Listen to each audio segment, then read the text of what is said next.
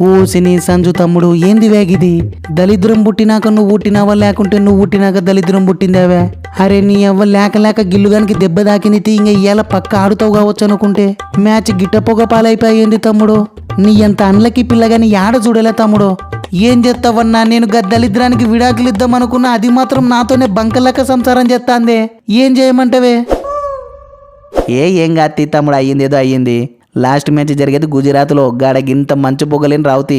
Match పక్క జరుగుతుంది, వచ్చి సప్పరి దెబ్బకు గిల్లు గాని అందరూ మర్చిపోయేటట్ట చేయాలా చూడి. ఏమంటావు? ఇంకా అనేది ఏముందన్నంగా గట్టనే చేయాలి. కానీ ఆ మాటనే విరాట్ అన్న. అరే మ్యాచ్లు వానలు పడి రద్దు కావడం చూసినా, లైట్లు ఫెయిల్ అయ్యి మ్యాచ్లకు అంతరాయం కావడం చూసినా, చివరి ఆఖరుకు నిరుడుగా పాకు నెల తీట పనుల వల్ల సీజ్ ఫైర్ టైంలో ఓ ఐపీఎల్ మ్యాచ్ రద్దు కావడం కూడా చూసినానే. అంతెందుకే దుబాయ్లో ఇసుక తుఫాన్లు కూడా చూసినా గానీ చలికి నీ ఎవ్వకి చలిపోగకి మ్యాచ్ రద్దు కావడం ఏందే? నీ యాల్ది అది కూడా నన్ను లేక లేక ఆడిపించుకుంటారనుకున్న టైంలో ఎక్కడ లేని వింతలు ఇప్పుడే జరుగుతున్నాయి ఏందే? గిది కాకుంటే ఇంకోటి దీవే, ఫస్ట్ నువ్వు ఎదారు చెయ్యాకు. గంభీరన్నో కాలు నొప్పి తగ్గిందన్నో, నిన్ననే 2 నొప్పి సూదులు ఇప్పించుకున్నా, మొత్తం తగ్గింది చూడే. I'm full fit. బైదివే మామూలు టైంలో ప్రయోగాలు చేయడం, వరల్డ్ కప్ ముందర ప్రయోగాలు చేయడం, 2 బోతార్ నాడు చేయమన్నావు. ఏంది తమ్ముడు సేమా? సెగాల పాశమేం కాదు. అరే టీంలో నిన్ను ఇగ్గుక రావడం కంటే నా కోచింగ్తో మెస్సీ మీద మన రేవంత్ రెడ్డి సార్ని గెలిపియమంటేనే ఈజుకుంటదేమో తమ్ముడు.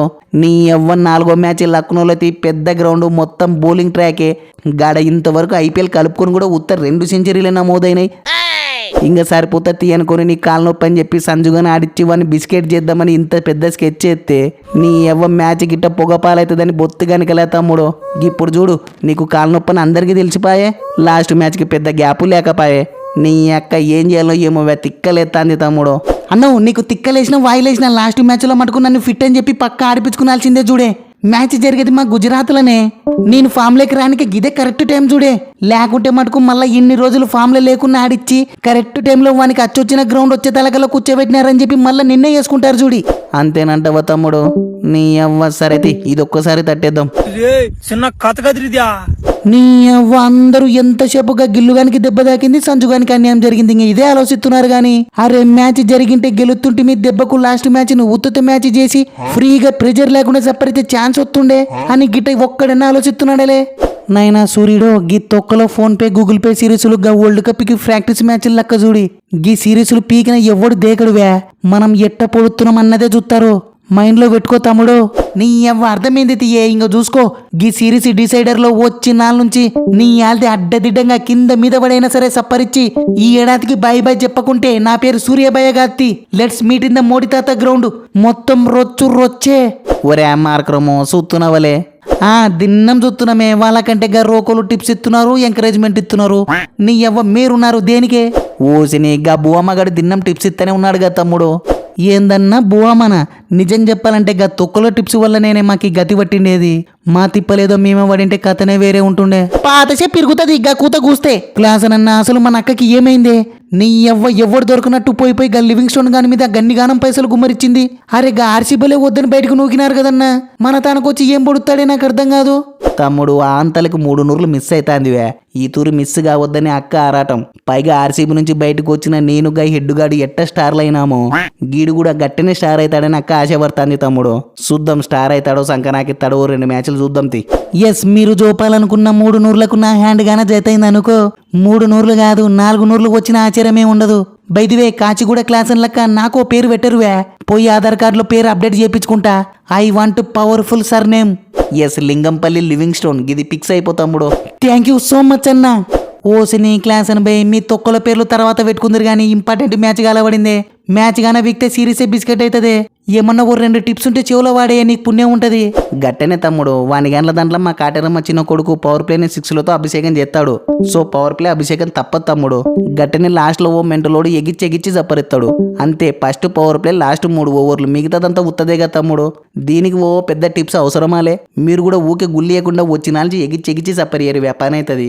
ఎస్, కరెక్ట్ చెప్పినవే క్లాస్ అని బై. అన్నట్టు యా మాటగా మాట వెడ్డి కాకో. నువ్వు ఉండడానికి నువ్వు ఆడే ఆటకి నీ అవ్వ 1 కోటి ఏందివే. అరే నిన్నగాక మొన్న ఓటకొచ్చిన పిల్లలే 14 కోట్లు తీసుకుంటారుగా తమ్ముడు. ఏమంటే ఏం చెప్పాలన్నా టైమే. ఎందుకు తీయ ఈ మ్యాచ్ జప్పరిచి నేనేందో చూపిత్తది. ఎస్, నీ నుంచి గిసువంటి వైల్డ్ ఫైర్ అవే ఎక్స్పెక్ట్ చేసేది. దెబ్బకు సీరియస్ సమ్మం కావాలే చూడి.